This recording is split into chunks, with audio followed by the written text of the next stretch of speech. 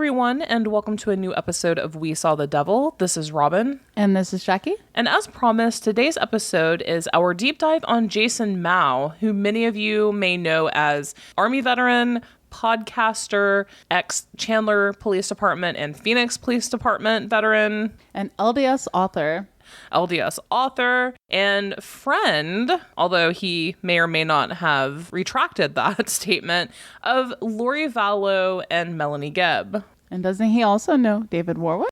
He does. He knows everyone, including Chad Daybell. So as promised, we decided, we've already done Lori, we've done Chad, and it was Zulema. And we finally decided that it was Jason Mow's turn. His turn. He's been chosen through the roulette. He has. Today, we will be deep diving into everything that we could find out for you guys. As the veil wheel spins. As the veil turns. Yes, that's better. I like that one. As the veil turns. Alrighty, so let's get into some housekeeping really quick. Number 1, our contest for best Lifetime movie title is still up and going. So again, the rules are you get an Amazon gift card if you come up with the funniest title for Lori Vallow's stories, Lifetime movie name. We will be closing the polls this Friday, August 28th. We will pick our favorites. Beyond that, don't forget that you can find us at www.wesawthedevil.com. You can also find us on Facebook and Twitter at We Saw the Devil, Instagram at We Saw the Devil Podcast. And if you like the show and you want to financially support us and back it, you can do that at patreon.com/We Saw the Devil. For those of you who are watching this on YouTube, you can see a screenshot right there. You can also go to our website, We Saw the Devil, and click on Support Us. As you guys know, a variety of benefits, postcards, merch, stickers, case of the month, ad-free episodes, Patreon-only episodes. And as we said last week, you now have the option of doing an annual subscription. And currently, just until the end of this month, the end of August, which is 7 days now, you can do that and get 2 months free. We absolutely love our patrons. We love our Facebook group for our patrons, and we have a blast with them. Absolutely. Now, what else is happening towards the end of the month, Robin? Not quite the end of the world, but... My LSAT is approaching, guys. How many days, Robin? To 9 days from today. 9 days? Yeah. Somebody better hit those books. I know. I'm scared, guys. You took a practice test recently, too. I did. I am studying hard, so if anything that we have has been a day late, again, apologies. I am taking a heinous test in a little over a week, and I have been in the books. More like the books have eaten her. Yeah, pretty much. Alrighty, are you ready to talk about Jason Mow? Yes. All right. Richard Jason Mow is 51 years old, and he currently appears to live in Chandler, Arizona. His parents were Richard George and Sandra D. His first wife's name was Linda, maiden name Harms, and she was or is a police officer in Arizona for the Phoenix Police Department. Now, the reason was or is because doing the background checks and whatnot, it looks like we can only find information as current as 2018. Now, we have been through Jason Mow's Facebook, all family accounts and social media accounts that we can find. And the odd part about it, guys, is that Linda has been scrubbed from everything. Do you find it to be a little odd that she's nowhere to be found, but you can't find her even on her kids' social media? No, I do actually find that to be a little weird. So on Jason Mow's account, there is actually one picture that we were able to find with Linda. And it's a picture of Jason, Linda, their kid with John McCain and his wife. She even looks unhappy there. She looks miserable. Like, everyone in that entire photo looks absolutely beyond miserable. And we're not even talking awkward family photos. It's more like angry family photos. You can just tell. Yeah, it is a very angry family photo. Doing research and whatnot, it has been stated that Jason Mow did make a Facebook post bad-mouthing Linda and claiming that she left him when he was injured. But we did not see that with our own eyes. Jason Mow's Facebook page goes from November of 2012 and then just randomly skips to May of 2013. All we know is that they divorced. It actually took us quite a while to even determine whether Linda was still alive or not, because she's just, as Jackie said, not present on any of their children's social media accounts. However, I did manage to find Linda's Instagram. And Linda, if you somehow see this or you're listening, your photography is really pretty. But that's all it is very generic Instagram, beautiful photography. That's pretty much it. That's all the information that we have for Linda. She pieced out of the equation. She's probably living a better life without him. Probably, Taking beautiful photos, enjoying life. That John McCain photo not included. There have been no public accounts of information regarding Jason Mow in his teenage or early 20s, anything like that. Like nothing, right? No one stepped forward, said that they knew him. Obviously, he's older. His Facebook page doesn't go back far. All we do know is that after he served a mission for the LDS Church, he ended up joining the army. He was an alien. Right. Made by the government. Right. And then joined the army. Was manufactured for the army. That being said, let's talk about his military record. Here's a clip of Jason Mow telling you who he is and introducing himself. So we're going to also read this from his own biography and then break it down. A couple of years ago, I was serving as a government contractor in Afghanistan. And while I was serving there, I was having a hard time dealing with the emotions of combat, trying to understand how I was feeling. And I was frustrated because here I was, a 40-year-old man with 20 years experience as a paratrooper, sniper, 2 separate SWAT teams, working undercover narcotics, all of these amazing things that I've done, and I was still feeling the effects of combat. So now Jason Mow also claimed to be a sniper. The SEALs, CCT, and Army Rangers all have sniper elements in their units. And although they all have their respective sniper schools, there's another one, and that would be the Marine Corps. He was not a Marine. He was not a Marine. He was in the Army, and he was not an Army Ranger. He was just a generic military police officer. And he happened to just go, probably, maybe he did do airborne school, but not airborne assault, just airborne school. So he did a few jumps and then probably never did it again. Yep. Here's the thing, is that I could sit here and be like, oh, there's so much proof that he did airborne assault. But as I was looking at his dress uniform, I don't see that badge. I only see the badge for parachutist. Yeah, well, yes. In regular airborne school. Airborne and airborne assault are two different things. Airborne assault is way more rigorous than just airborne school. Mm-hmm. In airborne school, you're just attached to a parachute and you're slowly lifted up over and over again as you go higher and higher, and then you have to do your a few jumps from the airplane. It's a 3-week school versus air assault is just way more rigorous and a lot of rock marching and stuff like that. Very different things. Very different things. I don't see the proof is what I'm really trying to get at. I don't see any proof to back the findings of him saying, hey, I was airborne assault. I was a sniper. I was this, I was that, And now let's talk about his claim to have been a sniper. He is very proud of his time as an SRT team leader. Now, what is an SRT? SRT stands for Special Reaction Team. There have been violent incidents and terrorist attacks and things like that, and the U.S. Air Force actually had its own team. They called it Security Police Emergency Services Team, or EST, at Lackland Air Force Base.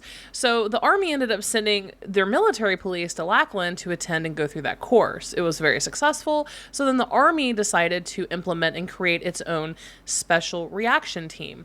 And think of SRT as more or less the Army's version of a civilian SWAT team. Jason does claim that he was a SWAT team leader and whatnot. I'm unsure about his time as a police officer with SWAT, but in fact, SRT is more or less a version of a SWAT team. Now, here's the thing. His claim that he's a sniper, he did not go to sniper school. No, he had no formal training that we can prove that he is a sniper. He's not a ranger. Most rangers will go through something called RASP, or, it stands for something that's not relevant, but just know that the likelihood of him being a sniper is very, very, very low. And I can't tell you how many people that I've personally met who were like, yeah, I was a sniper for the Marines, or I was this and that. And in reality, they were not. And it's actually alarming how there's a lot of people who make these outrageous claims, right? And I think about it on this perspective. As a person, when we look at somebody as an overall person, we take in the credibility of what they say as whether or not they're credible. So you look at a scope with no bias. And I'm looking at this, I'm like, okay, where's the proof? Where is the proof that he did this?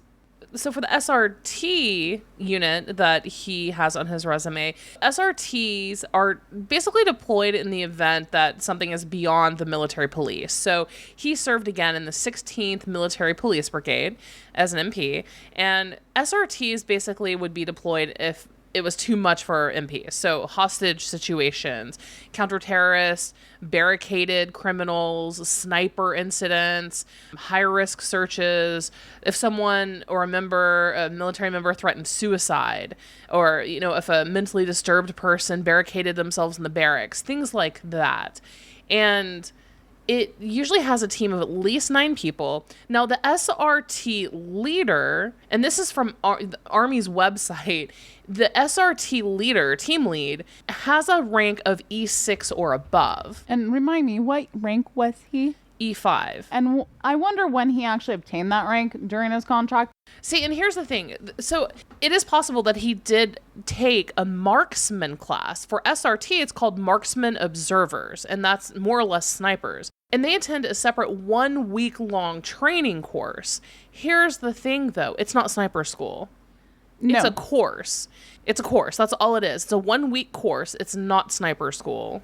The long story short is that he didn't go to sniper school, to my knowledge. For anything that we have read, his brigade, the 16th Military Police Brigade, is not a sniper. It's not the 75th Ranger Regiment, like sniper regiment either. So that's a very specific regiment for snipers in the Army. And that's it pretty much. It's very rare to be anything outside of that. From Jason Mow's website, after serving a mission for the Church of Jesus Christ of Latter-day Saints, Jason joined the U.S. Army and served as a paratrooper. He advanced through the ranks to the position of Team Sergeant for the Army's elite Special Reactions Team. He has experience and training in joint counter-narcotics operations, protective services, counterterrorism, weapons and tactics trainings, and deployments to hostile areas. In other words, you play Call of Duty a lot. Right. Playing video games. I'm just kidding. So what we do know is that he joined the Army when he was 22 years old, and he was in the military from 1991 to 1998 in a military police brigade. We actually spoke with someone who also has military contractor experience. And we will get to their input on all of this, but they did define a couple definitions and what certain brigades are and so forth and jobs. He explained that in combat, military police do not go to the front lines. He says that they stay and protect the rear after the infantry has cleared it. So they basically just protect what they call soft targets, like hospitals, supply depots, things like that. It's like basically a security firm. In the video that Jason Mow has posted to his website, he says that he led soldiers into combat. And our source said, from where? 30 miles behind where it's safe? If you've read about Jason Mow at all, you realize that he also claims to have been a paratrooper. He screams this from every rooftop of every building that he goes into. And our source said, he's what we call a 5-jump chump. He never had another airborne experience after graduating jump school. And after doing a little research, you must perform 5 actual jumps to graduate airborne school. Hence the 5-jump chump. He did the 5 jumps, he graduated the school, and then never did it again. Now, there's this regular airborne school, and then there's airborne assault school. Mm-hmm. He tries to claim that he was airborne assault, but he was this regular airborne. Right. Yep.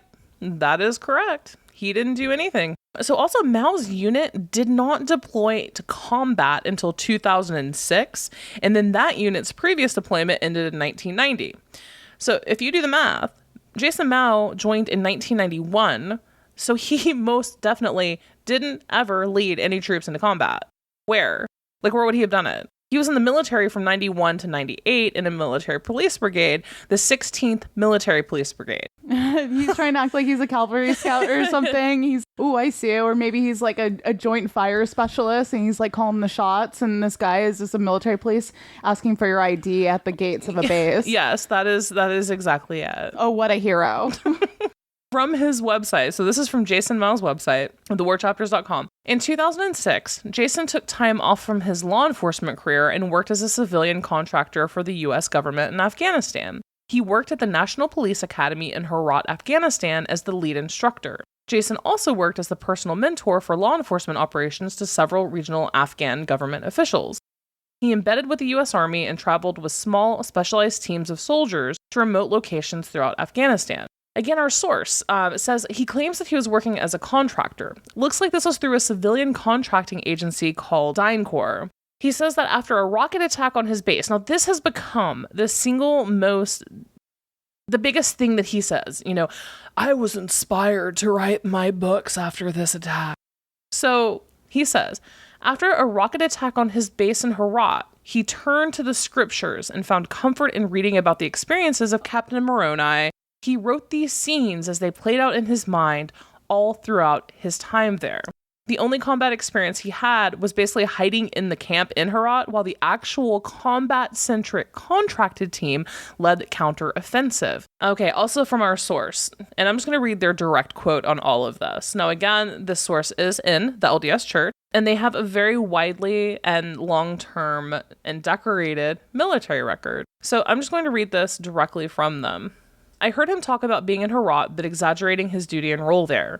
How do I know this? Because his kind worked for me at one time. All I know is he's a poser who likes to LARP the Book of Mormon and tell 14-year-old kids that they'll be killing people soon for God, and that he will be their fearless leader while they do so. He saved no one, and according to him, made the rank of E5, which is pretty damn low for being in for 8 years. To show you the scale, I made E5 in 3 years. The average soldier is solid into E6 in 7 years.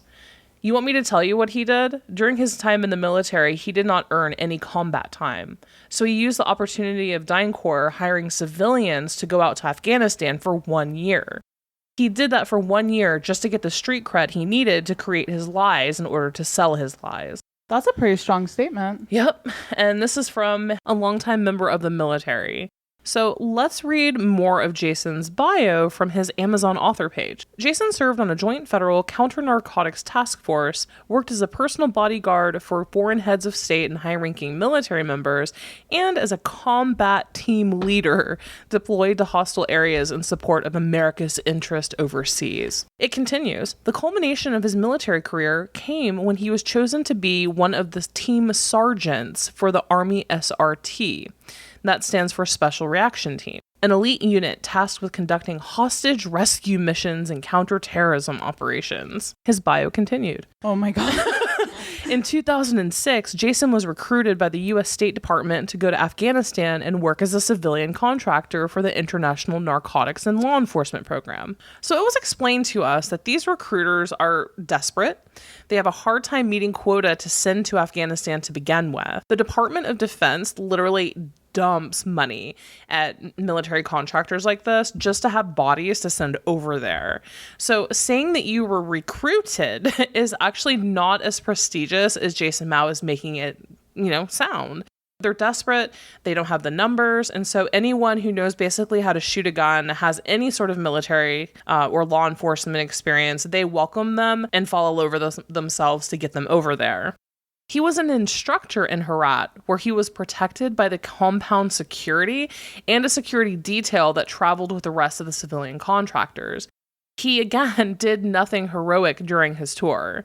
The only combat experience he had was literally hiding in his camp, while again, the assault and the offensive teams, those contractors, actually did any sort of heavy lifting. And all of this information can be verified too, guys. So just don't take our word for it. If you do even just a little bit of research, it took us a couple hours. So let's move on to his police experience, because this, will become more of a tie-in with Lori and Melanie Gibb. Jason Mow was a police officer in Chandler, Arizona, until he resigned in 2006 before an internal affairs investigation could be conducted. That's kind of your first red flag. He was in his third 90-day evaluation period, and his superiors said that his performance was basically sloppy and below level.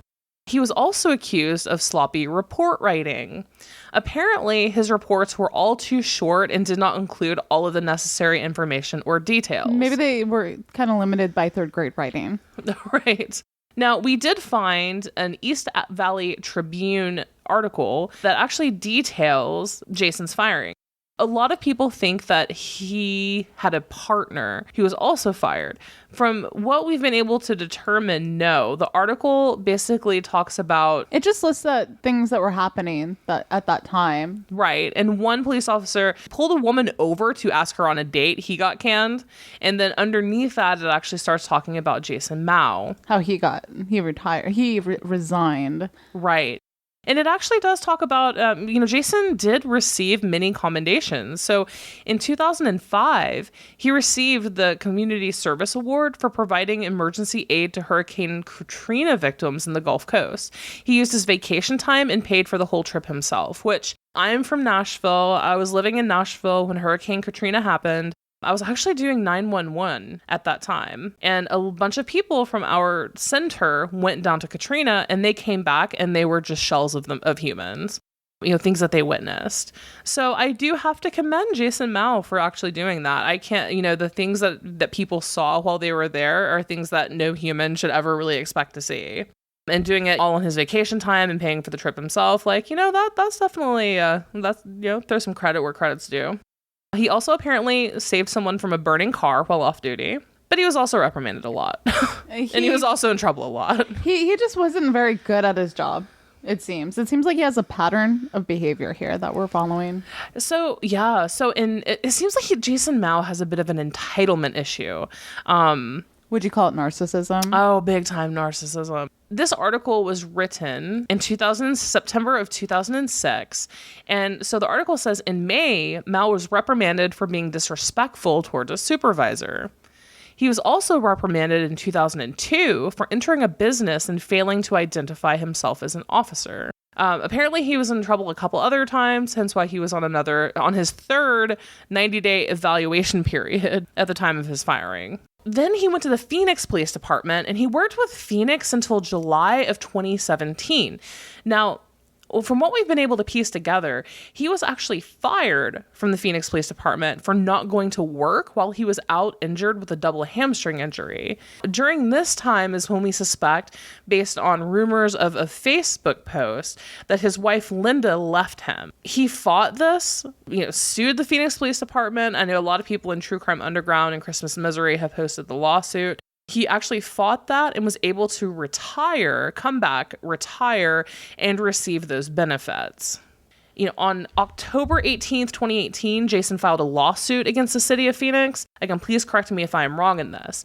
He was receiving $3,600 a month for his pension. The Phoenix Police Department believed that his hamstring injuries were pre-existing, and he was fighting for disability benefits. Now, I do know that police departments are horrible about letting people get injured and then saying, oh, well, we're not paying for that. That was pre-existing. So who knows? Jason also gave us a little bit of a glimpse into his head when he talked about PTSD in an Arizona News 12 article. This article was written March 13th of 2019. And Jason on here says, I personally have watched my friends die, seen children that have been raped to death. It all started to come back. Do you think that's true? You personally? I mean, he's talking about his, what he's talking about here is post-traumatic stress disorder is plaguing law enforcement. And so this article is basically about a group of officers who got together and founded an organization to basically help educate people that members of law enforcement are very prone to PTSD and that they should have support. But he also says this organization is PISL, Post-Incident Stress and Trauma in Law Enforcement. And Mow in this article said, our hope with PISL is to help educate people so that this conversation can continue and we can finally work through the legislature to provide the support that these officers need. And I do think that that is a great organization and a great fight to fight. Now, the interesting piece, though, is that it's rumored, and I've seen it floating around, again, unsubstantiated, but I have to say it because so many people are discussing it, is that Zulema was actually involved in PISL in some way. And you think that's how they met, formally? I don't know. Jason knew Zulema. I don't know how they met. It's unsubstantiated, and multiple people are saying that Zulema did work and volunteer with PISL. So, yeah, I find that to be really interesting. But he did give us a little glimpse inside of his head, and he apparently has seen and experienced a lot. He was also on another podcast. I don't have it in front of me, guys, but he went on another guy's podcast, and is, I believe, another veterans podcast. And he talks about PTSD from his time in the military. Oh, and how he had a hard time after his hamstring injury. He was starting to get really depressed. Most police officers have, Yeah, definitely. So, I mean, that's why I'm like, I think that that's a great organization that he worked for and was speaking on behalf. So I can't discredit him or poop on him for working with that. That's a great cause. Also, Jason claimed that he was targeted by the Chandler Police Department before he resigned. He was basically about to get fired. They were about to do an investigation into him, right? Remember? Yeah. And then he resigned before they fired him. So he claims that he was targeted by Chandler Police Department because he was exposing corruption. And then he also claimed that the Chandler Police Department was trying to mess with his contract with the independent contractor job. So, I highly doubt they're messing with this contract, though. why would the police department care about him volunteering for a State Department job? They wouldn't. No. I mean, correct me if I'm wrong, right? Let's just move on. There's another piece that this is something, guys, I'm not gonna lie. This has actually driven me absolutely batty since I saw everyone talking about it nonstop. Jason Mow was a safety coordinator and an actor in the horror movie that's about kids who disappear and then come back and they're basically possessed. It's called Speak No Evil. Can we please, I will pay each and every one of you to just stop going off the deep end about this with the sensationalism. It is a movie. It is a low-budget, crappy little horror movie that took place in the Arizona desert. Can we not read more into this? Oh, but I will stand on the devil's shoulder and say, yes, absolutely. This is it, Robin. You're wrong. Oh my God. Almost all I watch is either, historical drama or horror movies. But that's pretty much it. God forbid if something were to happen to me and then someone looked up my movie queue or something. And even I don't know. I just find it so ridiculous. I think it could be a thing. I'll stand on the other side, Robin. You can complain about it all day long, but I'll say maybe this case is crazy enough to where nothing's off the table. That's true, but it's a movie. It is a movie. Yeah, but they're also calling children zombies and killing them. I mean, that's something out of a movie. Just saying. And I'm kidding, guys. I'm not literally asking you to stop. Everyone's obviously free to believe what they wish. Maybe I'm, the naive one here, but I just feel like that is so out in left field. So let's go to his personal life, more recent, okay? Jason Mow remarried to a woman named Nikki Wood, and she's 47 years old, and they got married in July of 2016. And she's the one, she's in literally almost every single Facebook photo and Facebook post that he makes. So very, very, very public. And an interesting piece is that Jason Mow's engagement video, because he hired someone to shoot his engagement video, because he did it in public, he has to have attention. Pay attention to me, pay attention to me. So his engagement video was shot by Nicole Bonilla. The name Bonilla rings a bell, doesn't it? That's because that's Gabe Bonilla's wife. Oh, Gabe Bonilla sounds familiar. You may know him because that was Charles Vallow's friend and bishop, and the person that he called multiple times and references multiple times during fights with Lori Vallow and also his own contact with police. Jason Mow and Gabe Bonilla were not only best friends, but they were business associates. Gabe Bonilla actually illustrates Jason Mow's books. A little too many connections here, right? Yeah. A little too much coincidence of how this guy is related or connected to Lori Vallow. Yep, exactly. This is where it all ties together. And, for me, we all knew about, I think most of us at least, knew about this connection months ago. And there's just something so devastating and heartbreaking when you watch the chest cam footage of Charles Vallow pleading with police and being like, well, I'm going to talk to my friend Gabe, let me call my friend Gabe. And you see him call Gabe. And then you know that Gabe is best friends with Jason Mow, who again is friends with Lori and Melanie Gibb. It goes full circle. It makes it not coincidental when the police actually don't respond to Lori Vallow's threats. That, to me, speaks more than we need to know. Yeah. That's, Gabe Bonilla. But the reason that I went down this rabbit hole is so Jason Mow's engagement video was shot by Nicole Bonilla. And if you haven't seen it, I suggest that you do. Because it kind of gives you, I don't know, a glimpse into Jason Mow and his mind. And he somehow made his engagement, him asking Nicole to marry him, all about him still. It's just so bizarre. I'm surprised he didn't try and jump out of an airplane. Right. And propose to her that way. My God. Now let's talk about his books. As we just said, Gabe Bonilla is the illustrator. Jason's big spiel, the reason why he's so well known in the LDS community is that he has a series of books, mainly about Captain Moroni and getting ready for the end of days by being a warrior. From his website, it's described as, the War Chapter series is an epic fictional tale blending the compelling history found in the war chapters of the Book of Mormon with the tactical and military insight of Jason Mow. The result is an exciting series that explores the deeper meaning in the wars and struggles of both heroes and villains, and provides greater insight into the sacrifices made by these Christian war heroes. Emphasis on fictional right there. Yeah, emphasis on fictional, but really this is just another platform for Jason to LARP.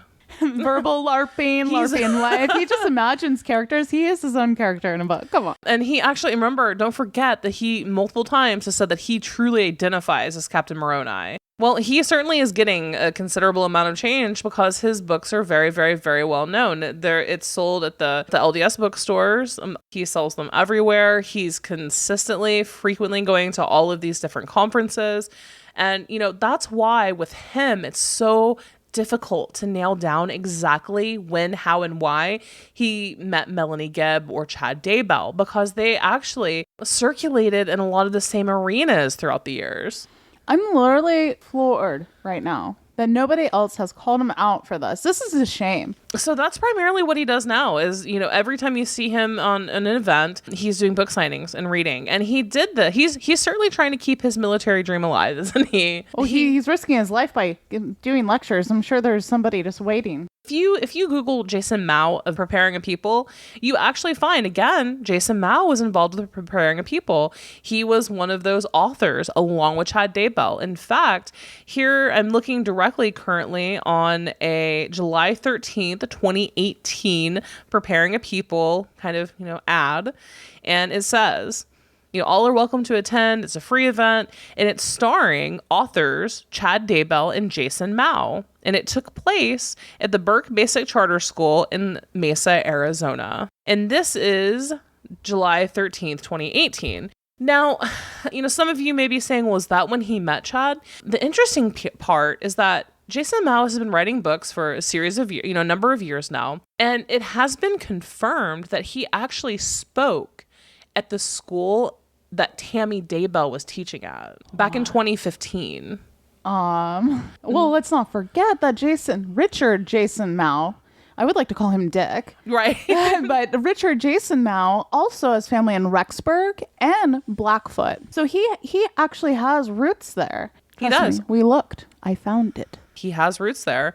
Did he meet Tammy, and did Tammy introduce herself to him and say, oh, my husband Chad's an author too? Did he just meet Chad at a Preparing a People event? Did he meet Chad in the Avow forums? It's a very small world in Rexburg. Yeah, it is. I mean, he doesn't even have to be in Rexburg to meet. This is a small community. LDS author, that community and the end of days stuff is very small. It's a very small community to begin with, relatively speaking, right?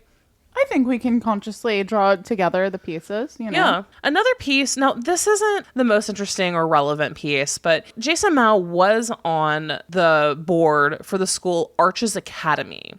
Now, this is in Arizona, and basically it's a charter school where they implemented his warrior ethos program. Like, I kid you not, they actually implemented it as a mission statement. Oh no. Here is their mission statement at Arches Academy based on Jason Mow's book. And I have a lot to say about this, by the way. I am a warrior. I do my duty. I serve a cause greater than myself. I am accountable to my community and to my family for my actions. I blame no one for my faults and give thanks for my abilities. I am governed by natural law. My mind is my most powerful weapon. I train to oppose evil in all of its forms. I will never quit, retreat, or cower in the face of an enemy. Oh my God. Right?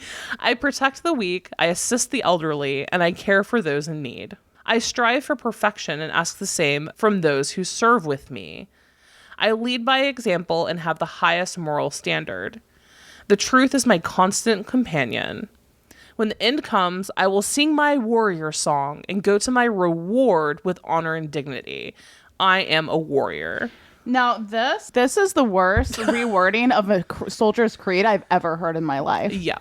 You actually learn this when you go through Army basic training. Actually, before, when you go in delayed entry program.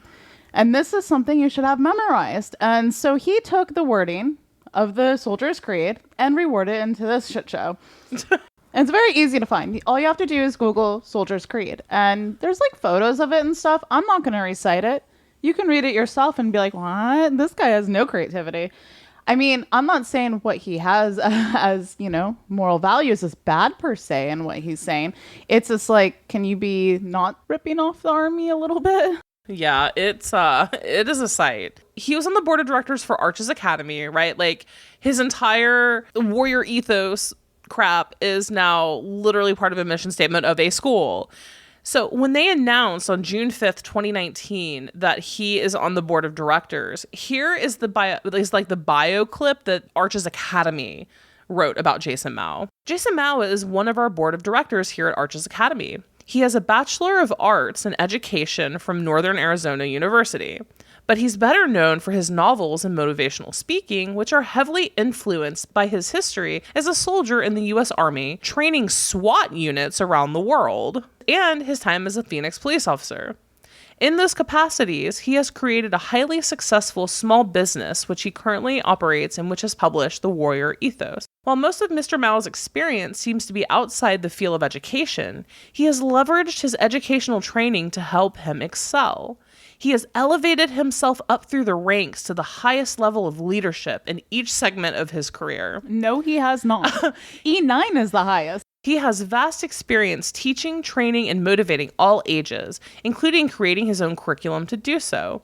We are glad to be the only school in Arizona to fully utilize this curriculum this year, and we are excited to have him personally oversee its implementation. Okay, so for real, he started at the Chandler Police Department and literally had to quit because they were doing an internal investigation of him. And then he goes over to Phoenix and he gets in trouble with Phoenix and then tries to bow out, with his injuries, his double hamstring injuries, and then actually has to file a lawsuit against Phoenix police. So he hasn't risen through the ranks of anything. No, and a lot of people who do get their degrees, actually, if they really want to succeed in the military, they become officers. Yeah, exactly. Or they just end up accepting that they stay enlisted and they try to strive to become an E9 and they go through all their boards and stuff like that. And don't forget that right when this case started, not long after at least, when it went viral, that the claims were that Jason Mow is the one who introduced Lori and Chad, and he's the one that told them that they were supposed to be married together in heaven while both of their spouses were still alive.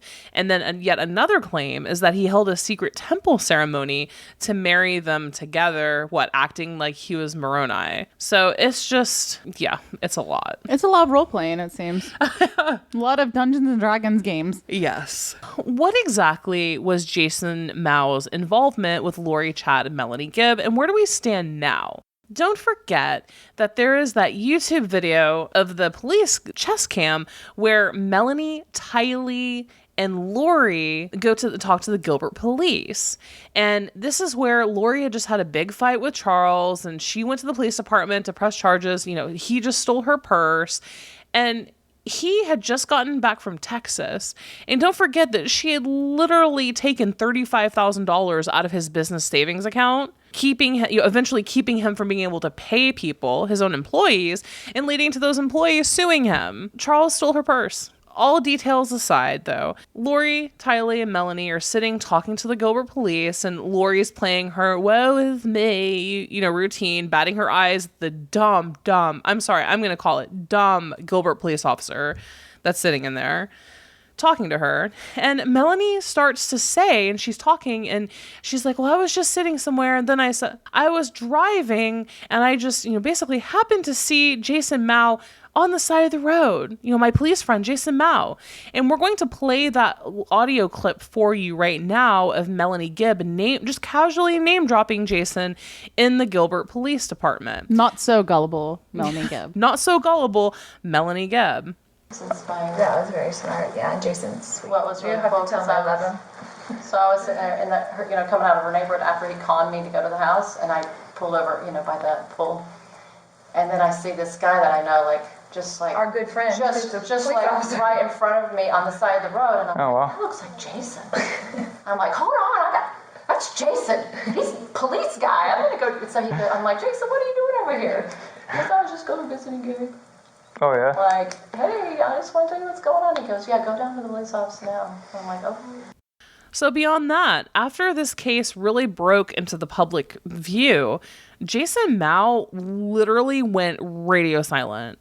So on July 12th, though, of 2019, now this is one day after Charles Vallow was shot. And remember, Charles Vallow had a Jeep Wrangler that Tylee would drive? The day after Charles Vallow was shot, Jason Mow made a post that said, looking to buy a used 4-door Jeep Wrangler. Anyone know a guy? Oh, that's not eerie. Is that not eerie at all?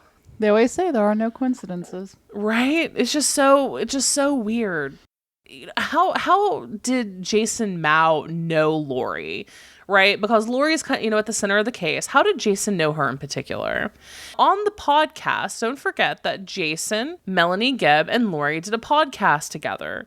And it is insanely boring and it's terrible and it's awful. And I not even edited. Yeah, it's pretty bad. But when it comes to Lori, Jason Mow said, quote, people don't even know who you are. People in the know who you are. And we're going to go ahead and play a clip of their podcast right now. Also with us today is Lori. And Lori is so cool. Lori and I met in a very, very unique situation.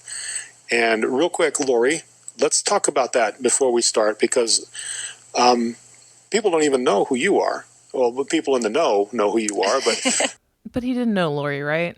I feel like that I work for the Lord. I feel like I have turned my life to him from circumstances that have happened to me in my life. And I ask him who he wants me to meet, who he needs me to go to, and what he wants me to do. And I was sent to the temple on a certain day to get a message from someone. And in walked Jason Mow. And when I looked at you, when I looked into your eyes for the first time and really saw who you were inside, I instantly knew you're one of us. You're a gatherer. You get it. You understand that there's something bigger going on here than just church on Sunday, that this is the end times, and you are awake, you are prepared, you are moving in that direction. And I saw that in just a half a second of that brother and sister connection that we made. And I just knew right away I had to get you in touch with Melanie, and we needed to connect somehow. So she's a woman of the Lord, and somehow something took her to the temple, and random things happen that she's not actually going to divulge, and she met Jason. Sounds legit. And to Jason Mow's current comments on it about he didn't know Lori, they weren't his friends, you sound a little friendly if you're calling it a brother and sister connection, my friend. Now, something that a lot of people may not know too is that Lori's sister Summer Cox Shiflett, knew of Jason Mow back in 2018. On a now deleted Facebook post, she actually recommended his book and linked to it on YouTube. And don't forget, in those magical Dungeons and Dragons documents, supposedly from Chad, Summer was a designated light and her husband was light or borderline dark. Someone commented on one of Summer's pictures and she said, you should read this book if you love Captain Moroni. This is an awesome insight into his life and leadership. And she posted a photo of Jason Mow's A Hero Rises. Now, I do find it a little humorous that she said this is an awesome insight into his life and leadership, as if it's not fictional. So has Jason Mow...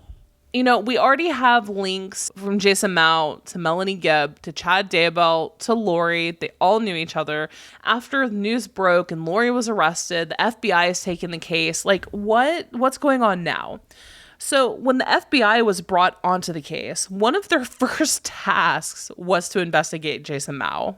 Oh, gee, I wonder why. Right. Fox News 10 from Phoenix, Justin Lum posted the original FBI emails that were leaked. And this one is from Wednesday, December 4th of 2019. And it says, "Hi, redacted. Regarding our earlier phone conversation, on December 4th of 2018, Lori Vallow and Melanie Gibb did a podcast with Jason Mow. This is Lori's first podcast.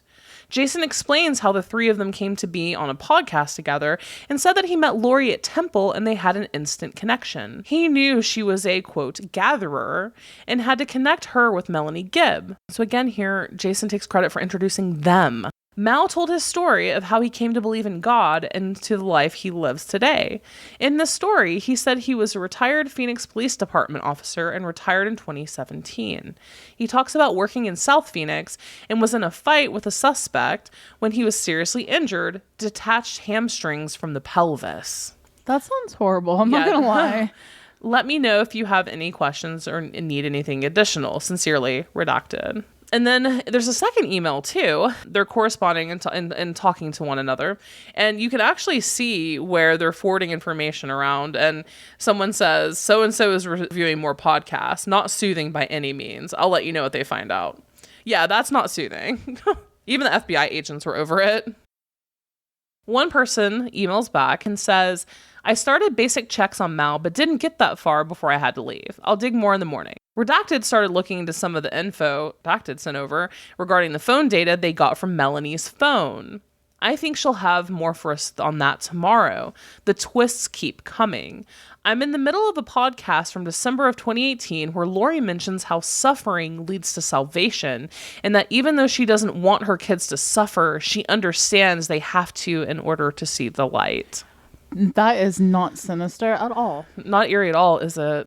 So, and then below that, someone said, per Phoenix Police Department homicide sergeant, Richard Mow did work there, but not for a long time. His full name per their record is Richard Jason Mow. It gives his address. Victim of assault, possibly in 2011. Sounds like homicide sergeant is familiar with him because he was sleeping in the front of his car while he was supposed to be doing security for them as they were executing a search warrant. Phoenix Police Department will help with whatever on this. Do you mind looking into him a bit further? So they're saying he fell asleep on the job? Yeah. And he didn't even work for them very long? Yeah. Ooh. He is a picture of success. Oh, yes. So outside of that, Jason has, he's just been doing what he has been doing since he left the Phoenix Police Department. He has been doing book signings, speaking in motivational speaking events. Polishing his head to be bright. Polishing his head. Probably LARPing out on the weekends. Cool guy. As many of you also heard for months now, on September 19th, Chad Daybell, the week that supposedly JJ died, that Chad went down to Arizona. Now, we've also heard rumblings and rumors that the woman who claims that she sat on the plane with Chad and spoke to him, where he said, well, I'm going to go help somebody in Arizona with housework, that she has since retracted her statement. Now, that would make sense considering that Melanie Gibb and David Warwick both testified that they saw Chad Daybell, 2 to 4 times over that weekend that Melanie Gibb and David were visiting them in Rexburg. But I did find that to be interesting. I have searched very, very hard for the woman who allegedly made that claim, although I have not found or substantiated that. But that weekend, it is fact that Jason Mow had a conference in Montana the week that JJ went missing. So that was a pretty interesting time. Now, speaking of just random rumors and whatnot, a strange post appeared on Reddit a couple months ago, and it sparked a literal firestorm in the rumor mill. So not only did it pretty much claim that Brandon Boudreaux was seen drinking at a gay club in Phoenix on the weekends back in 2019, that Alex and Ian had been seen there together too, that Alex had a crush on Brandon, and it really sparked the gay rumors with Brandon. But it also says that Zulema, her energy healing included conversion therapy. And it claims that Alex went through Zulema's gay conversion therapy, but then Jason Mow also went through multiple therapy sessions with Zulema. But Jason's aren't specified to be gay conversion therapy. The post says, to quote it, Jason Mow went through multiple therapy sessions, not specified to be conversion therapy, with Zulema, and they could be intense. Mow has a dark side that wrestles for control. Zulema called Chad in as a second to assist her for one of Mow's therapy sessions in 2019.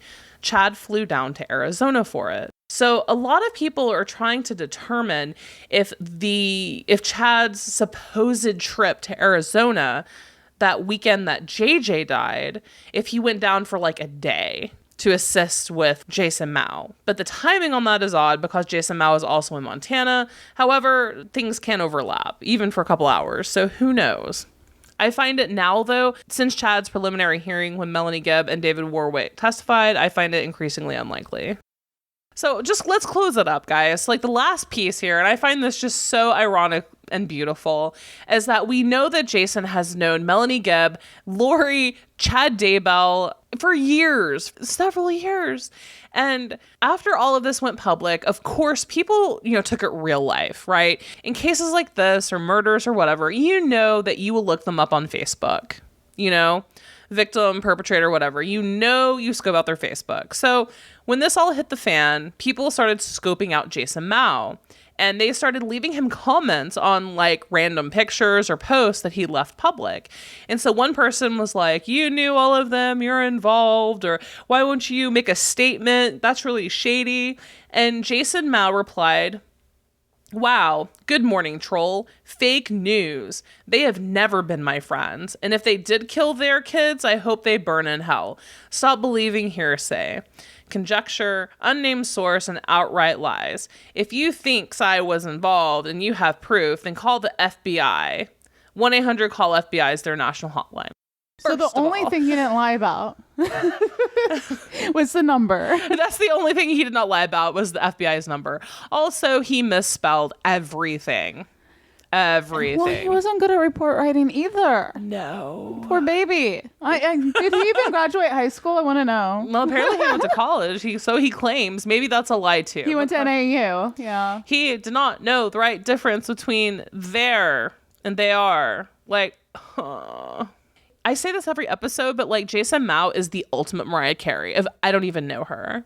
They weren't my friends. Meanwhile, we've already played in this episode, Mr. Mow, you gushing over Lori. And we've known that you've traveled the same circuit and the same stuff with Chad. They're your friends. So as far as just like, the last 6 months or so, a couple months ago, he was teaching LDS seminary in Logan, Utah. From everything that we can see now, he's back in Arizona and not really a peep. Just some random Facebook, jokes and memes here and there. Okay, so speculation time.